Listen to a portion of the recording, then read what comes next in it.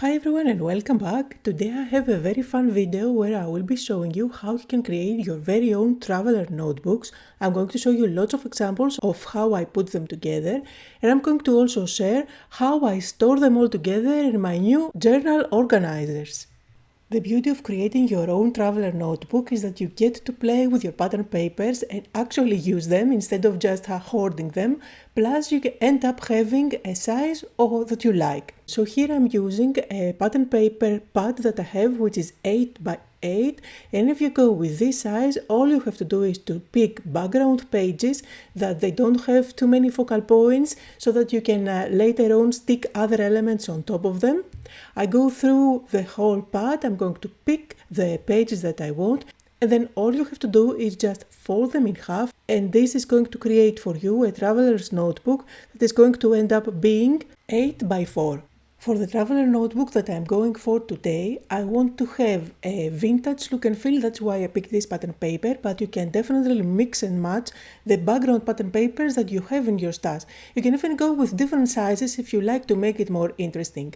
Now, I'm not going for a hardcover for this traveler notebook because I am going to store it in my journal organizers. So one of those pages is actually going to be the cover.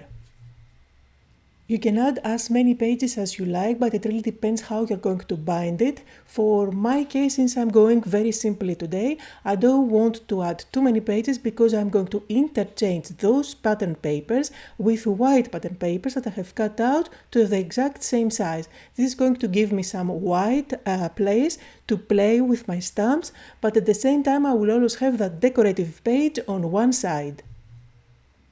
And again, I'm just showing you what works for me and what makes my life easier. It's always nice to have one page on one of the sides, but it really depends on what you want to do. You can go completely with pattern papers. Also, the white paper that you're going to use depends on what you're planning to do on top of it. If you want to use your alcohol markers, use that type of paper that allows that without bleeding at the back. If you want to use your watercolors, use watercolor paper as your white paper. The sky is the limit, really. And of course, there are many different ways to bind this journal. You can definitely create holes and use thread and needle to put all those pages together. If you want, you can use your sewing machine and just run it along the middle. I'm going for the super easy way, so I'm just going to use my stapler. And you see the one that I have rotates, so it is really easy to do the stapling at the center.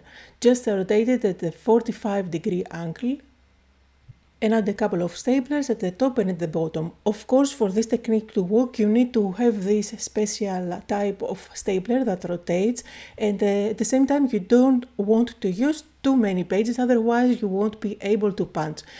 But of course, remember, you can always use a thread and a needle.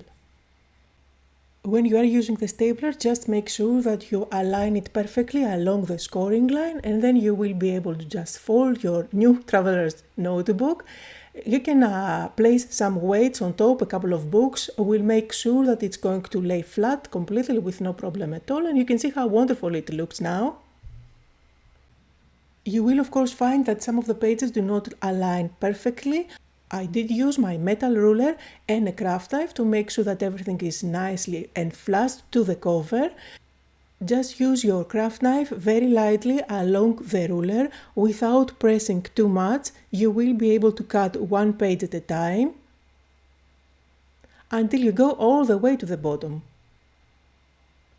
And your journal is ready. If you want to add some extra details, you can always round up the edges, and you can definitely use an elastic to keep it together if you want. I won't be using an elastic for this one because I'm going to organize it inside my journal organizers.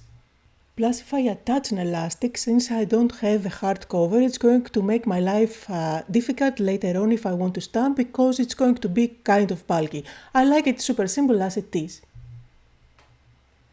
Now, in my new collection that has just came out, I do have two stamp sets that give you everything you need, all the essentials, to add on your traveler's notebook or your journal pages, or even on calendars and to-do lists. So you will find the calendar, a grid, the months, the days. You will find little elements to add on your to-do list. This is a really fun date stamp. Here are all the days of the week. You will also find lines to create a weekly calendar or a to-do list. I am going to share with you today some examples of page layouts that I created on my traveler's notebook, but before I do that, I'm going to show you how that circle date stamp works, which is really fun. Now I have my Misty here, I'm going to place that stamp on top, and there are circles on top of that. One circle has all the numbers from 1 to 31 for each day of the month. Another circle has all the days, Monday, Tuesday, Wednesday, etc. And another circle has all the months.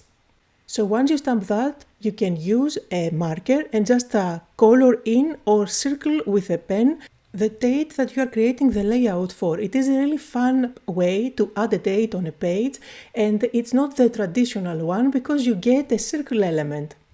And you get an empty center, so you can add the heart there, you can add other elements, whatever fits your page. It's super fun. So here, for example, I'm coloring with a marker all the dates that a specific trip took part. And I'm going tone on tone here, but you can definitely use a colorful marker or you can circle all the dates that the travel took place. Now, I'm not a person that overshares things about my personal life. However, today I'm going to make an exception and I'm going to share with you some of the pages that I created in this traveler's notebook. So this is a traveler's notebook that I created specifically for a trip to Budapest. I went there last January for the Stamperia convention. I have a page for every day of the week that I stayed there, and this is the first one where you can see the whole program of the week. I like to keep them kind of clean and simple. I don't overdo it with elements, but I love to use the stamps, and you see here I use them to create a weekly calendar. Here is another example, another page in this calendar where I documented our free day where we went out and about with the rest of the girls. And of course you don't have to make your own journals, just use a notebook. This is my A5 art journal that I use, and that was one day in August. And then in that same journal, the A5 one, here is my weekly planner. And I'm going to show you one more example of a December calendar, monthly calendar, as well as a to-do list for the whole month. So these were just some ideas on how you can use your journals. And this is how I store them together in the new journal organizers. This is the vanilla one. It has a canvas look and feel, 4 elastics, and it comes with 4 corners that you can use to decorate the outside. All the journal organizers are empty front and back, so you can decorate them any way that you like. This is the A5 journal, and you will find it in this vanilla color as well as in white color. So the journal that we created today, 8 by 4 in size, fits beautifully inside, and of course you can mix it with different sizes. So I'm going to bring in one of my A5 ones and I'm going to thread it through, and of course you have plenty of space to make those journals nice and bulky, and you can fit inside up to 4 journals. Now these were designed originally so that you can store your art journals, your A5 art journals as well as your A6 art journals. However, I find that they are perfect for storing my traveler's notebooks as well. So here is the smaller size, this is the A6 organizer, and this is where I store all my mini art journal books that I create. This comes in white so that you can decorate it again with your own style. So here is a close-up look on some of the pages that I shared previously as photos. Again, for all the pages I just used the 2 stamps from my new release.